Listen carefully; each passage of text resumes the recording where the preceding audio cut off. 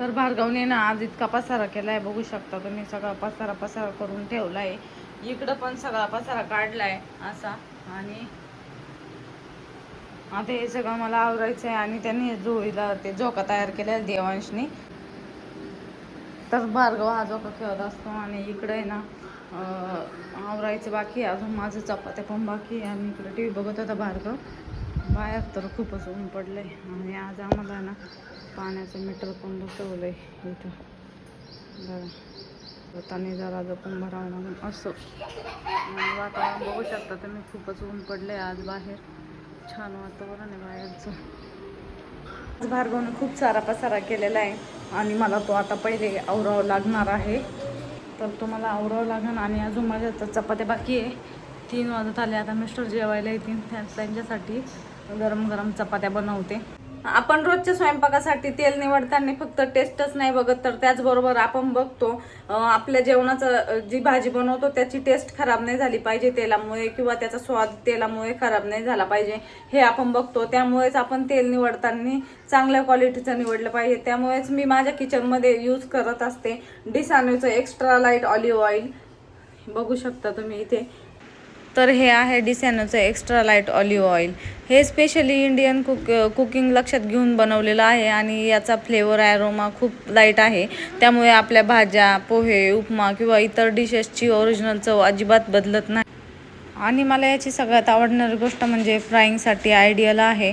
आणि दुसरं म्हणजे याचं एक इंटरेस्टिंग यूज म्हणजे होममेड मायोनीजसुद्धा तुम्ही याच्यापासून बनवू शकता. कारण यामध्ये 0 कोलेस्ट्रॉल आहे. आणि ऑलिव्ह ऑइलच्या वापरामुळे बॅलन्स डाएटचा भाग म्हणून बॅड कोलेस्ट्रॉलचा लेवलला मॅनेज करण्यात मदत होऊ शकते.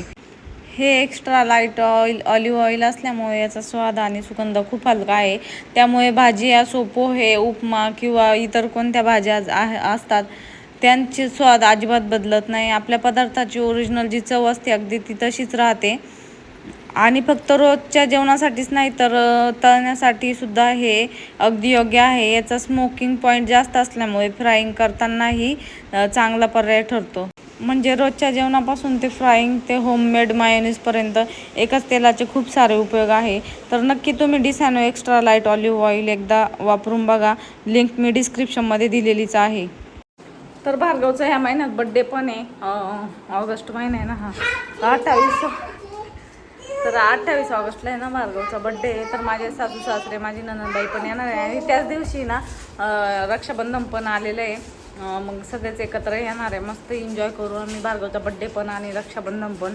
मी तर काही रक्षाबंधनला जात नसते माहेरला, कारण मला काही सक्का भाऊ नाही. त्याच्यामुळं मग मी माहेरला जात नाही. भाऊ नसल्यामुळं शक्यतो मी जात नाही. आणि माहेरला माझे सासू सासरे येतील तर मला घर वगैरे क्लीन करायचं बाकी आहे अजून. आज उद्या मी किचन आवरायला काढणार आहे. हा बघा कसं काय करत होता. काय करत होता. झोका.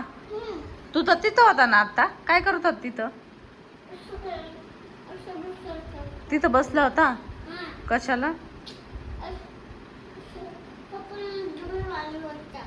बर. खातोय का काही. बर खा. चॉकलेट खातोय. बापरे. पप्पाने आणलं तुला चॉकलेट. मज्जाच आहे तुझी आज.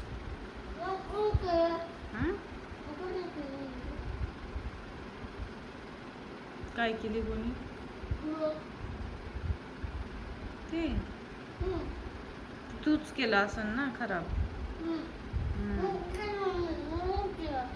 खाऊन घ्या आधी तोंडातलं.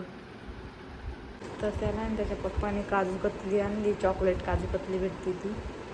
तर ती त्याला चॉकलेट म्हणून देतो आम्ही खायला. तर त्याने ती चॉकलेट म्हणून खातो काजू कतली. तर बाकीचा आता पसारा आवरून घेते पटपट. म्हणजे कसं पटकन आवडलं ना मिस्टर पण येते ना आता जेवायला. त्यांना पण जेवायला चपात्या वगैरे करावं लागतील फास्टमध्ये. माझे काही जळगावमध्ये थोडेसे दिवस राहिलेले दिवस म्हणजे थोडे 2-1 महिने तर राहिलेले आता.